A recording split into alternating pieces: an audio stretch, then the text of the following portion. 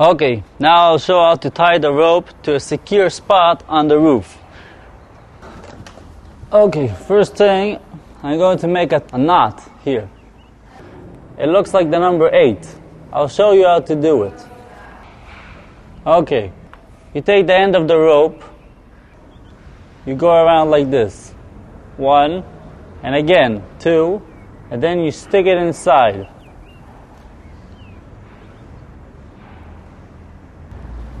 Okay, now as you see, we're going to connect it to this secure spot.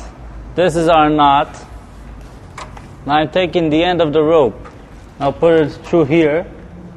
And I'll put even through 2 bars here. So it'll be even more better. I come back here to the number 8. Now to tie it. Okay, now to tie it, I'm going to put it in. And just keep on going with this rope. With this one, as you can see. Take it here. Keep on going, you see?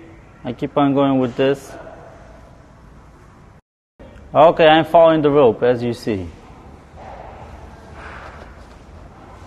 Just here. See, this is our knot. And then we tie the second rope to the second secure spot on the roof in the same way. And that's how to tie a figure-8 knot.